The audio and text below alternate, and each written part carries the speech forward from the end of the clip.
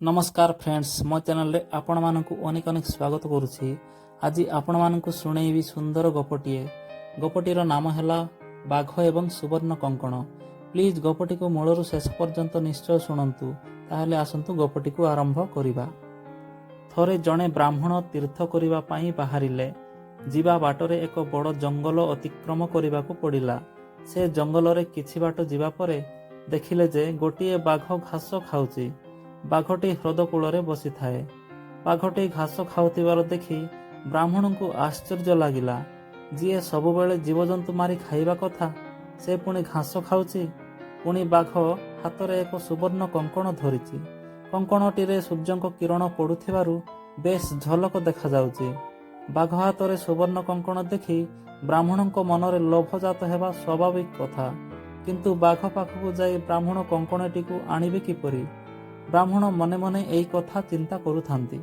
कि समय परे बाघटी ब्राह्मण को कहिला, हईरे ब्राह्मण, मु एठारे घास खाउथिबार देखि तू बोधे आश्चर्य हो जाइथिबु। तापरे मो हातरे सुवर्ण कंकण देखि आहुरी आश्चर्य लागुथिबु। मु तते एही कंकणटी देबाकु चाहुछि। मो पाखरे एही जिनिसटी रही लाभ कौन? बरं जणे मनुष्य को दान कले जिनिसटी कामरे आसिबो। तू मोठारु एहा ग्रहण कर। मते एक हिंस्र जंतु बोली भाबी तू बोधहुए भय करुछु। मु मोर युवक अवस्थारे बहु वन्य जंतु मनुष्य मारी खाइछि। सेही पाप पाई मु मोर प्राणप्रिया पत्नी एवं पुत्र को हराइथिली। थरे जणे साधुंक सहित मोर परिचय हेला।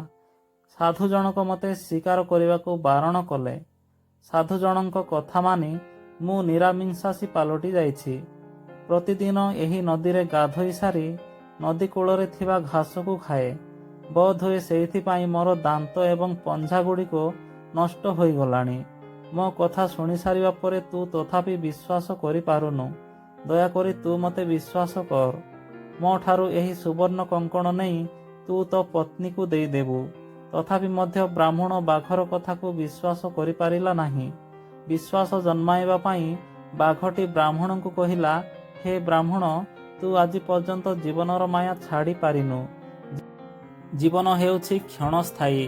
तथापि मध्य मनुष्य ठारू आरंभ करी जीवजंतुंक पर्यंत समस्तंक पाई एहा अत्यंत मूल्यवान अटे। मु जानी पारुछि तू द्वंद्वरे पड़ी जाइछु। एही सुवर्ण कंकणटी निश्चय तोर दरकार रे आसिबो। लोके कहंती ब्राह्मण उच्च जाति, सेमानंकु दान देले भगवान संतुष्ट हुअंती। कारण भगवानंक सहित सेमानंकर कुआडे सीधा संपर्क अछि बोली स्वयं ब्राह्मण माने ही कुहंती। साधारण लोकंक अपेक्षा तोते देले भगवान अधिक खुशी हेबे। तेणु एही कंकण तोते देई पुण्य अर्जन करिबाकु चाहुछि।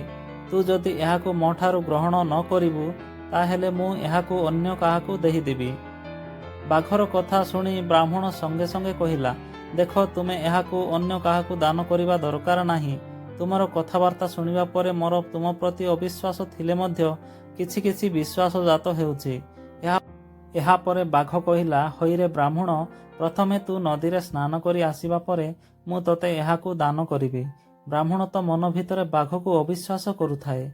से चिंता कला, बुढ़ा बाघटी तो ताहार किछि क्षति करि पारिबनी। नदी रे बुड़टाए मारी सारिबा परे देखिबा से कोन कहूछि।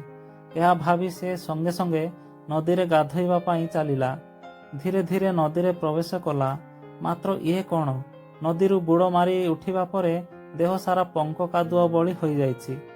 देह एते भारी होई जाइछि जे गोड़ उठेई चालिबा मध्य कष्टकर होई पडुछि। बाघटी एही सुजोग अपेक्षा रे थाए। से जेमिति ब्राह्मणर एपरी अवस्था देखिला, संगे संगे ता उपरकु झांप मारी नख आउ दांत नथाई मध्य ताकू खंडिया खाबरा करी मारिदेला। तेणु कथारे कुहा जाइछि, विद्वान पुत्र, शृंखलित पत्नी, प्रजामानंकु सुशासन प्रदान करुथिबा राजा, कथा कहवा पूर्वरु चिंता करुथिबा व्यक्ति, हजम हेउथिबा खाद्य एवं जेकोसी कार्य करिबा पूर्वरु शतबार चिंता करुथिबा व्यक्ति कदापि विपदर सम्मुखीन हुए नाही। ब्राह्मणटी जदि लोभर बशवर्ती न होई किछि समय चिंता करि थांता ताहेले ताको मृत्युवरण करिबाकु पड़ी न थांता। कथारे अछि, लोभरु पाप एवं पापरु मृत्यु।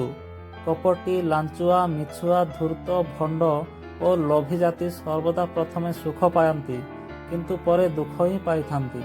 ସାଙ୍ଗମାନେ ଗପଟିଏ ଶୁଣିଥିବାରୁ ଆପଣମାନଙ୍କୁ ଅନେକ ଅନେକ ଧନ୍ୟବାଦ। ଏହି ଭିଡ଼ିଓଟି ଆପଣମାନଙ୍କୁ ଭଲ ଲାଗିଥିଲେ ଚ୍ୟାନେଲକୁ ସବସ୍କ୍ରାଇବ୍, ଲାଇକ୍ ଏବଂ ସେୟାର କରନ୍ତୁ। ରହୁଛି। ଜୟ ଜଗନ୍ନାଥ।